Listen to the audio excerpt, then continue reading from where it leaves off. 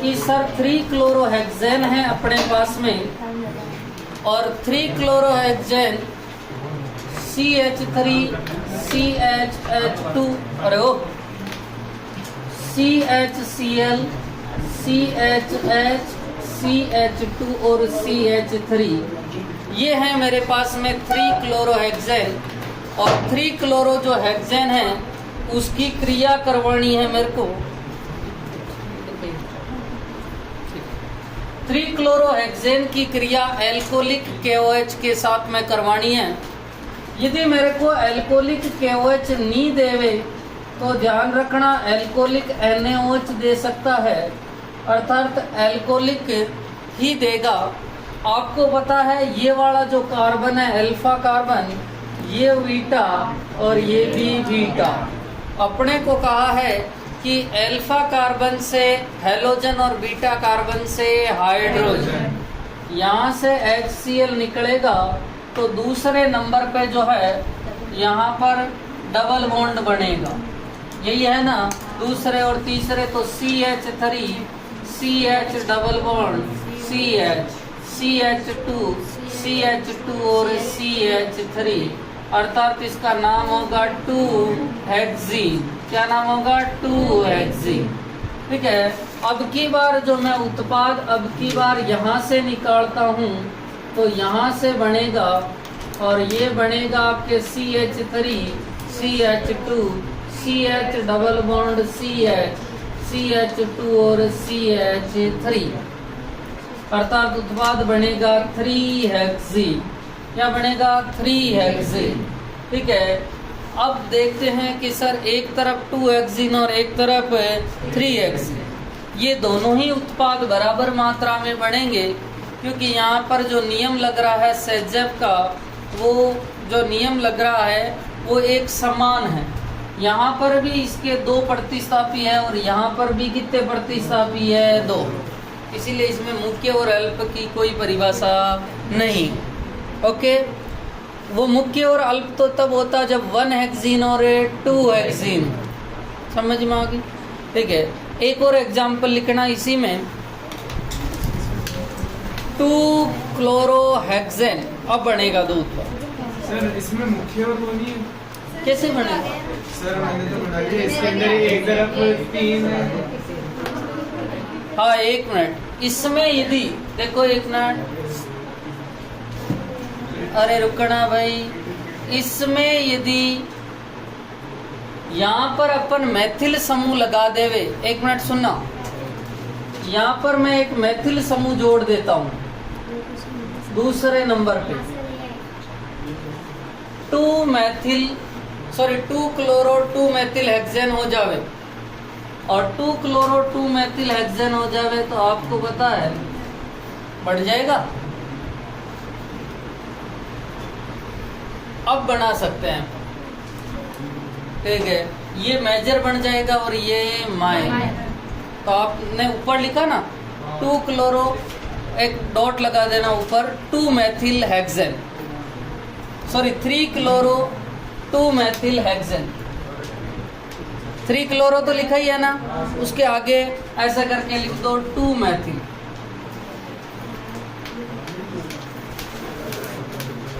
और मैथिल समूह 2 नंबर पे जोड़ दो। हाँ, कल वाले ये मुख्य हो जाएगा और ये अल्प।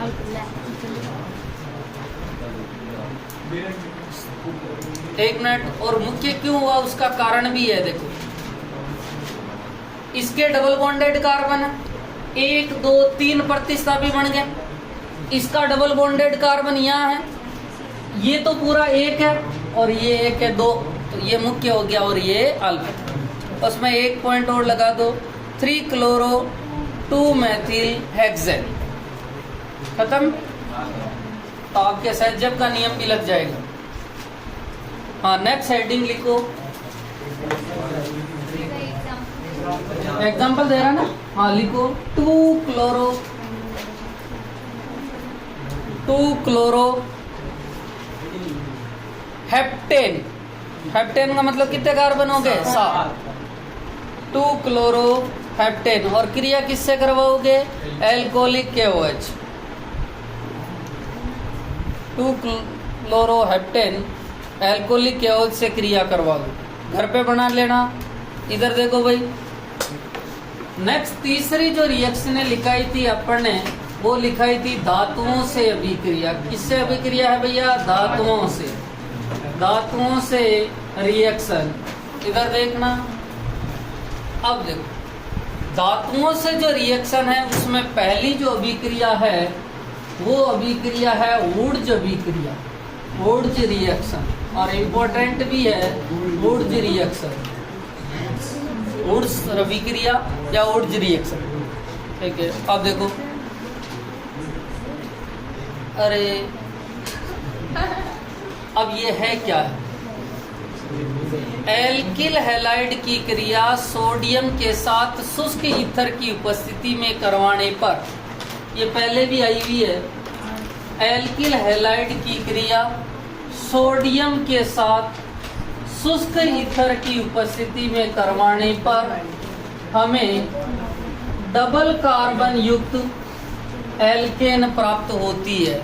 कैसे देखना, यहाँ से निकलता है NaX और 2 मोल लिए हैं तो 2NaX निकलेगा, और ये बनता है RR, और RR तो है एल्केन, और साथ में निकलता है 2NaX। मैं R का मान यदि CH3 लेता हूँ, CH3Cl प्लस कितने मोल सोडियम लूंगा भैया? 2 मोल।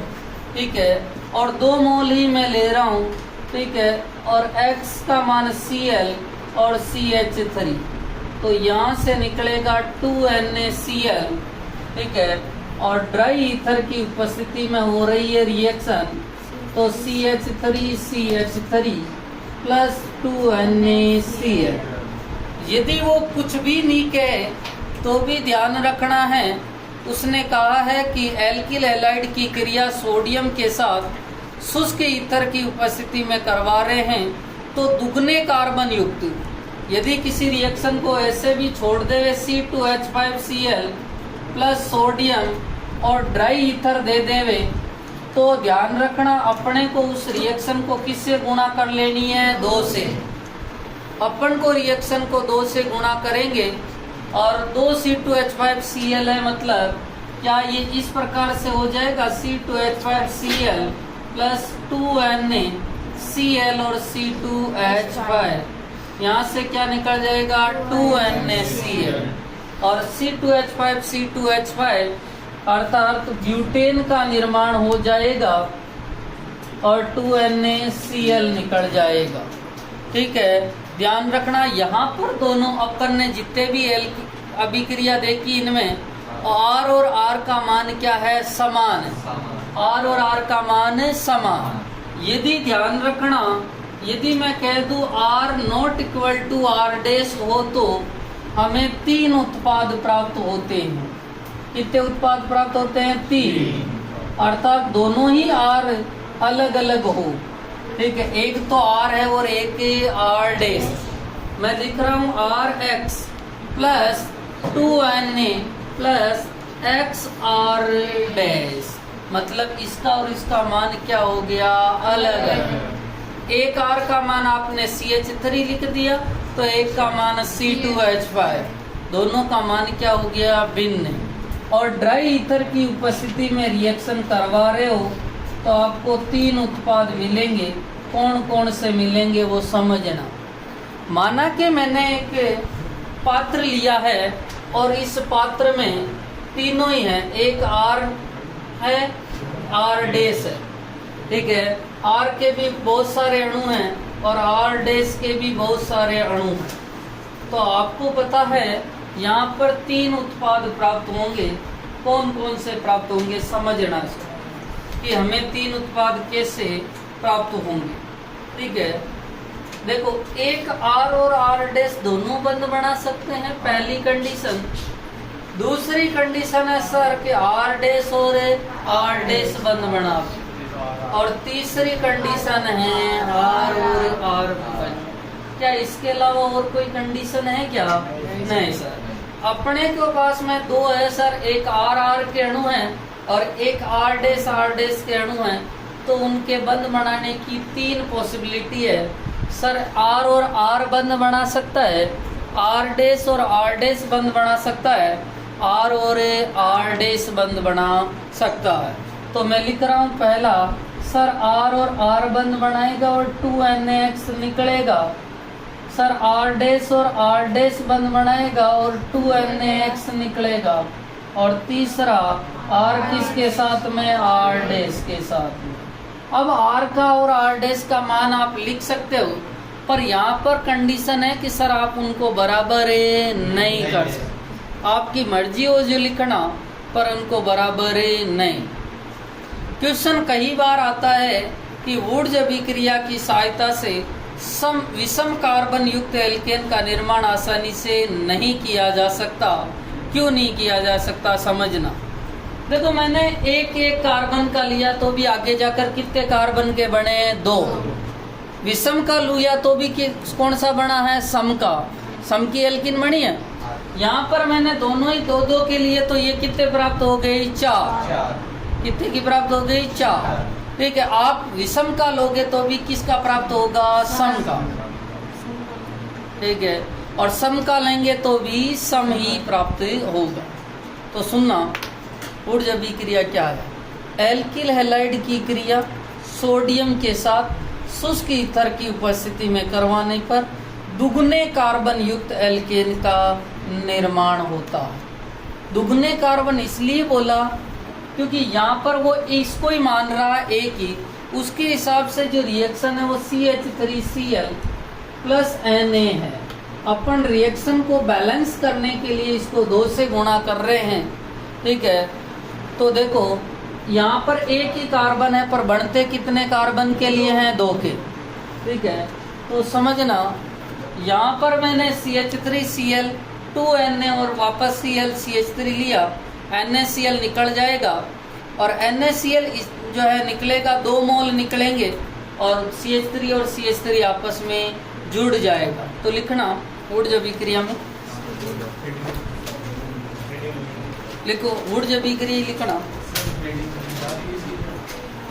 धातुओं से अभिक्रिया 3 प्रकार की है, ये उतार लो। हाँ, ऊर्जा रिएक्शन, अरे एक मिनट, ऊर्जा रिएक्शन में लिखा है बहुत सा पहले लिखो, लिखना एल्किल हैलाइड की क्रिया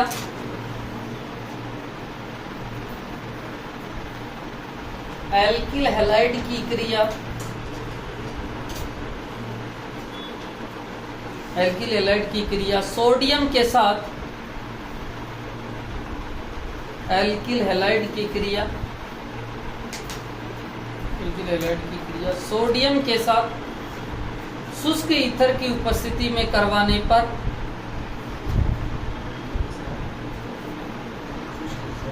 शुष्क ईथर की उपस्थिति में करवाने पर, शुष्क ईथर को मैंने ड्राई ईथर लिखा है ना, शुष्क ईथर की उपस्थिति में करवाने पर दुगुने कार्बन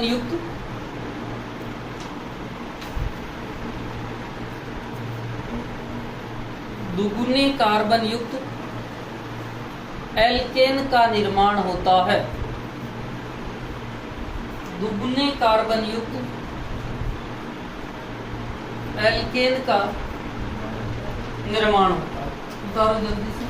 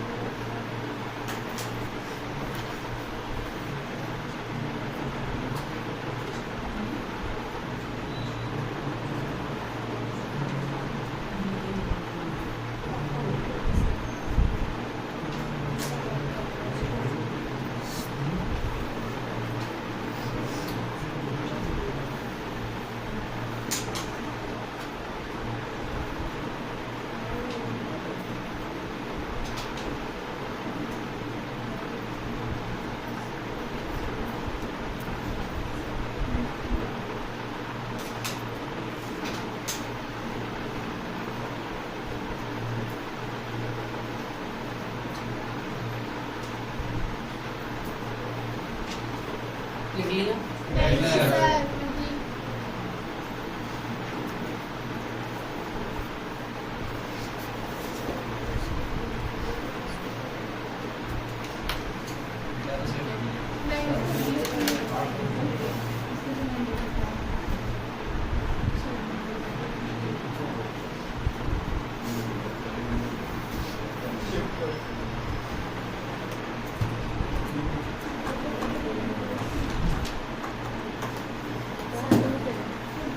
हाँ, ये तो थी ऊर्ज रिएक्शन।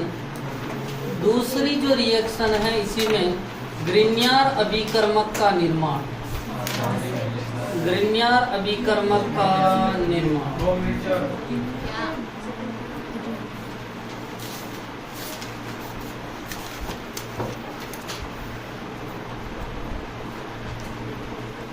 ग्रिग्नार अभिकर्मक का निर्माण।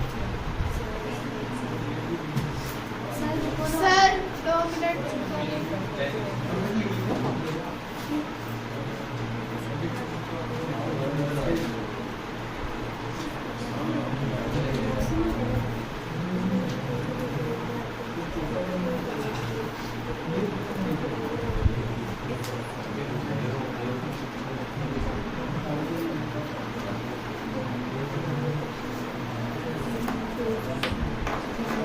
अब देखना ग्रिग्नार अभिकर्मक होता क्या।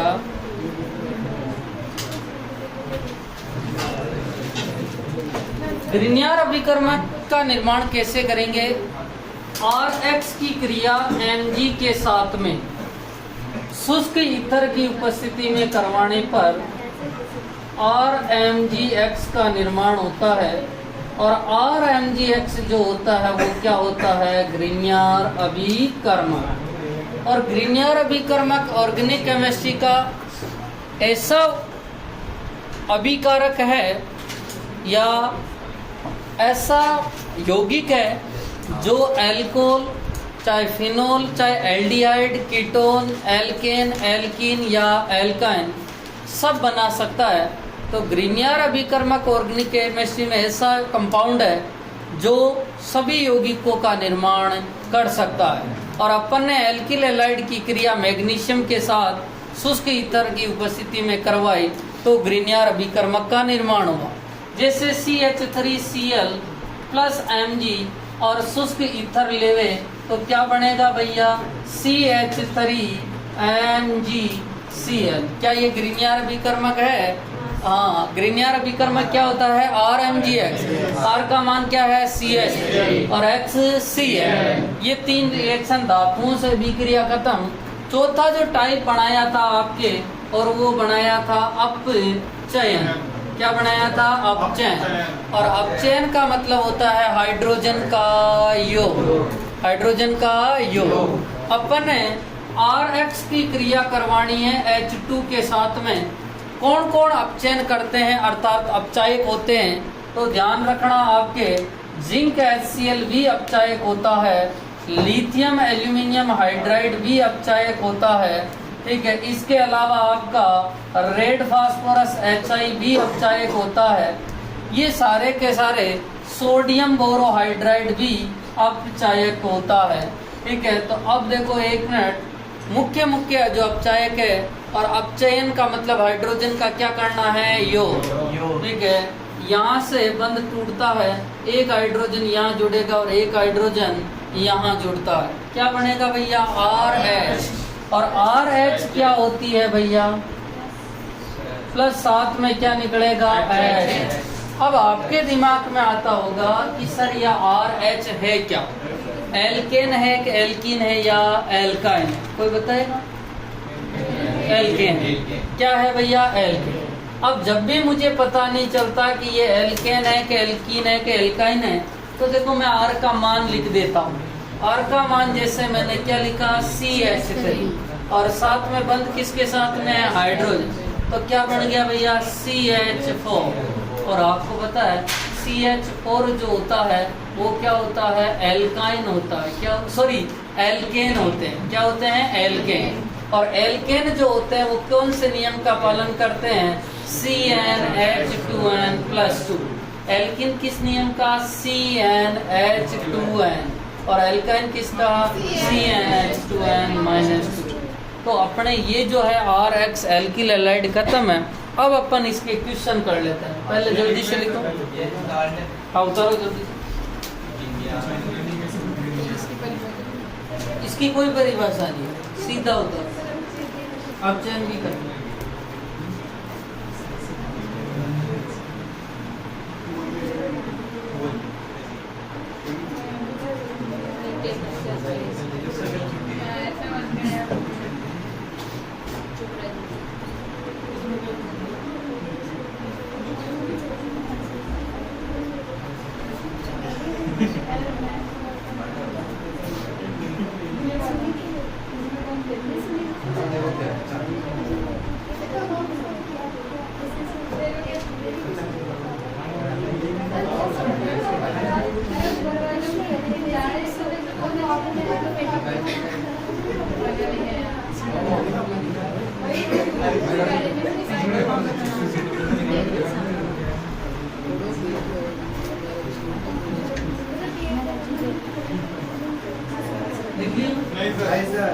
देखो जल्दी से सर 2 मिनट।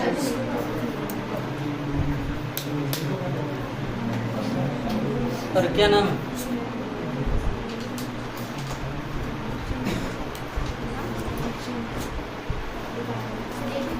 हाँ नीचे वाले भी उतारनी है। सर इसमें तो कुछ नहीं।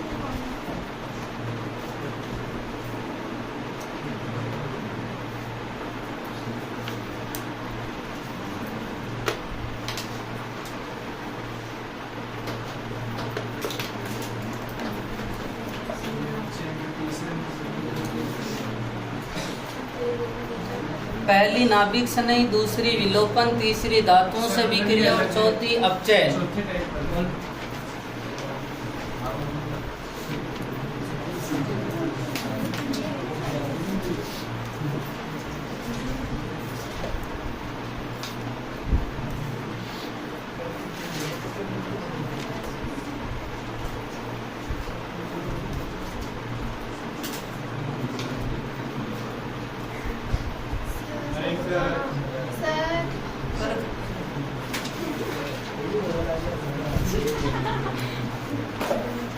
ऊपर वाला घटा रहा हूँ।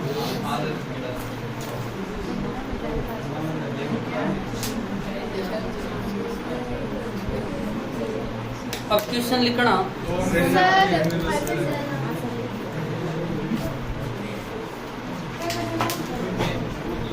लिखो निम्न युग्मों में से, क्वेश्चन लिखो जल्दी से, निम्न युग्मों में से कौन सा यौगिक SN2 अभिक्रिया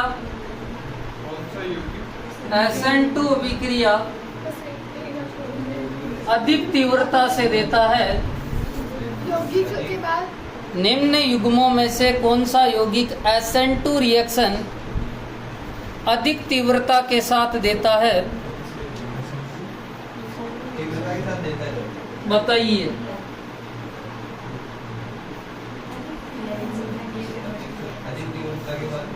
अधिक तीव्रता के साथ देता है, बताइए।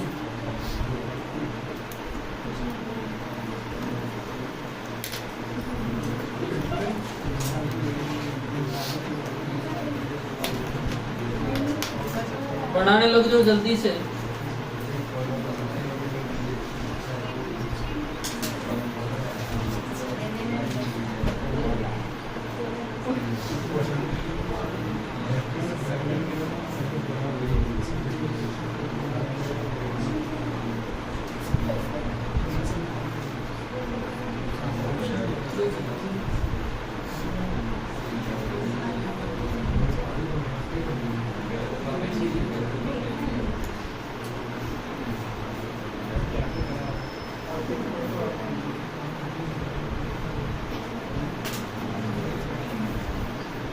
इधर देखो, आपको पता है कि सर SN2 का जो क्रम होता है वो होता है 1 डिग्री, 2 डिग्री और 3 डिग्री। सर 1 डिग्री जो होता है एल्किल हैलाइड वो सबसे ज़्यादा तीव्र गति से रहता है, उसके बाद में 2 डिग्री और उसके बाद में 3 डिग्री। समझना कि कौन सा ज़्यादा देगा वो देखो। यहाँ पर ब्रोमीन कितने डिग्री पे जुड़ा हुआ है? 1 डिग्री, अर्थात ये तो है सर 1 डिग्री और ये कितने डिग्री है? 2 डिग्री। और आपको पता है कि 1 डिग्री ज़्यादा तीव्रता से देता है, अर्थात ये वाला होगा। यहाँ पर देखना ये कितने डिग्री है भैया? 2 डिग्री एल्किल हैलाइड है, जबकि ये कितने डिग्री है? 3 डिग्री, क्योंकि ब्रोमीन इस वाले कार्बन से जुड़ा हुआ है और ये कार्बन कितने डिग्री है? 3। तो कौन सा वाला अधिक तीव्रता से देगा? 2 डिग्री। नेक्स्ट देखना, ये जो इम्पोर्टेंट है, यहाँ पर ये जो ब्रोमीन है ये 1 डिग्री से जुड़ा हुआ है और यहाँ पे ये ब्रोमीन भी 1 डिग्री से जुड़ा हुआ है। तो सर समान हो गए। अब इन दोनों में से कौन तीव्रता से देगा वो समझना। आपको इतना तो जरूर पता है कि सर SN1 जो अभिक्रिया होती है उसमें एक मध्यवर्ती बनता है और मध्यवर्ती बनता है कार्बोधनायन, और जितना ज़्यादा कार्बोधनायन स्टेबल होता है SN1 ज़्यादा स्टेबल होती है। कौन सी ज़्यादा स्टेबल होती है? SN।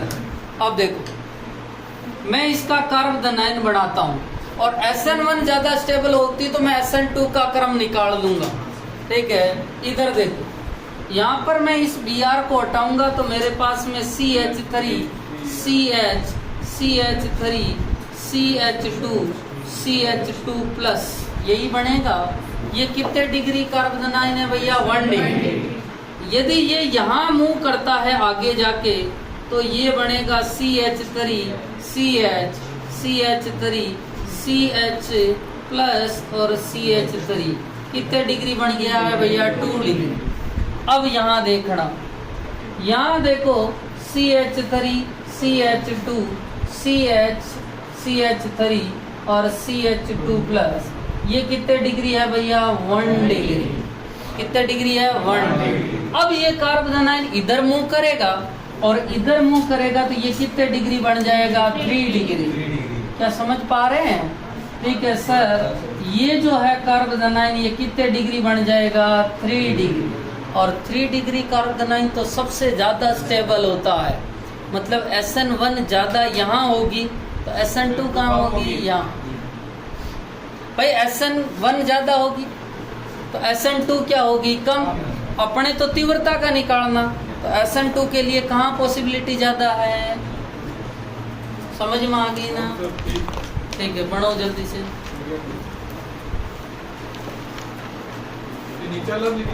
हाँ, नीचे वाला लिखेंगे तभी तो, और नीचे वाले में लिखना उधर अपनी भाषा में कि 3 डिग्री कार्बोधनायन सबसे ज़्यादा स्थायी होता है। SN1 ज़्यादा होगी तो SN2 कम हो। इधर मैं इसके लिख देता हूँ, SN1 अभिक्रिया कम तो SN2 क्या होगी? ज़्यादा। और इधर लिख देता हूँ SN1 ज़्यादा और इसीलिए SN2 क्या हो जाएगी? कम।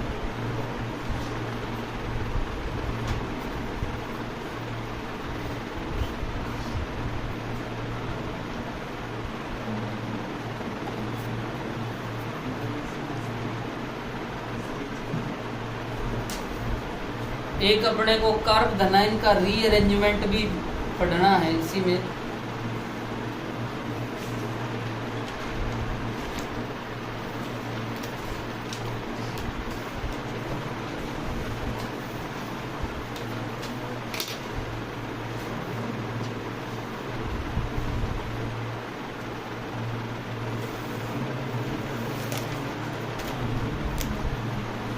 बेटा गुरु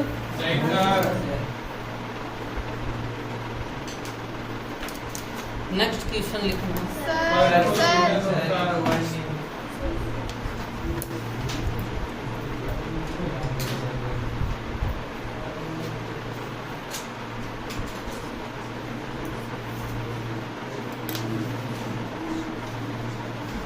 अरे यहाँ लिख लेना ऊपर।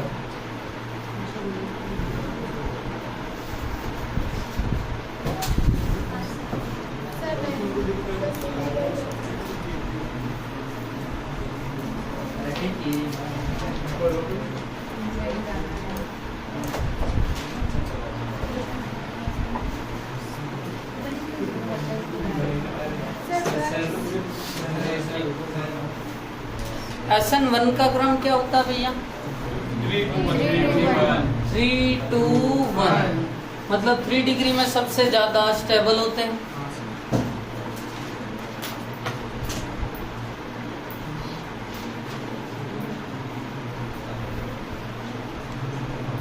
लिखो क्वेश्चन। निम्न युग्मों में से कौन सा यौगिक निम्न युग्मों में से कौन सा यौगिक SN1 रिएक्शन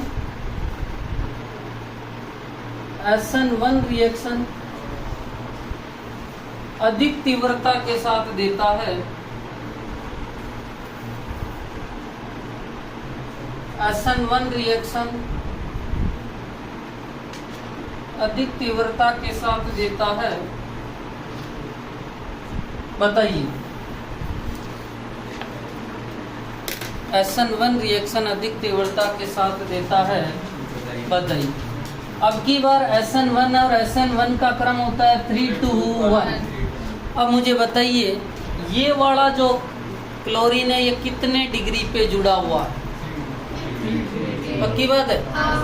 यहाँ पर कोई कार्बन है और ये कार्बन एक इससे भी जुड़ा हुआ, एक इससे भी जुड़ा हुआ, एक ये कितने डिग्री है? 3। ये कितने डिग्री होगा? 2 डिग्री। समझ में आया? तो 3 डिग्री सबसे ज्यादा स्टेबल होगा। ये कितने डिग्री कार्बन है? 2 डिग्री, अर्थात 2 डिग्री एल्किल हैलाइड, ये 1 डिग्री। तो कौन से वाले में ज्यादा होगा? 2 डिग्री। पढ़ो जल्दी से।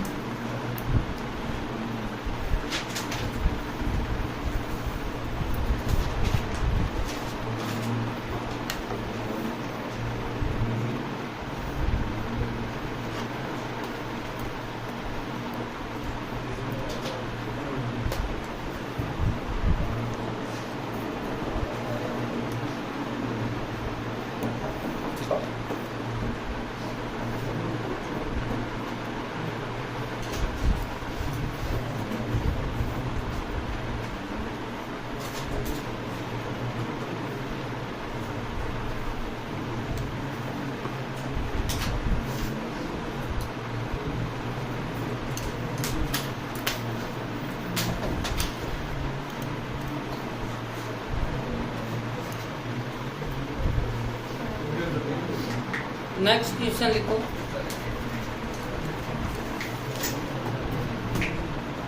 निम्न रिएक्शन को पूर्ण कीजिए। निम्न रिएक्शन को पूर्ण कीजिए तथा उत्पाद का नाम IUPAC में लिखिए।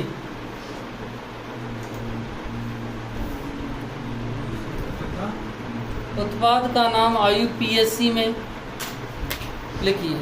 स्टार्ट हो जो। आपको रिएक्शन भी पता होनी चाहिए कि ये ऊर्ज है या अपन ग्रीनियार अभिकर्मक बना रहे हैं या कोई दूसरी रिएक्शन है, समझ में आ गई? ठीक है।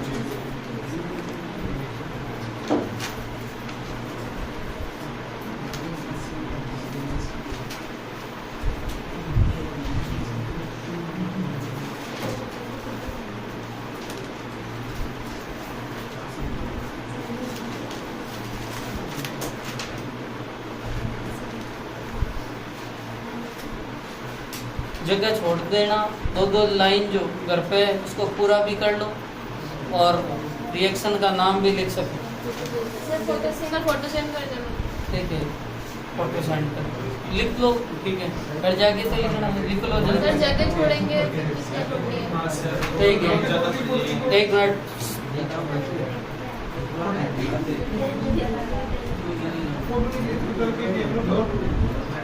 अरे वो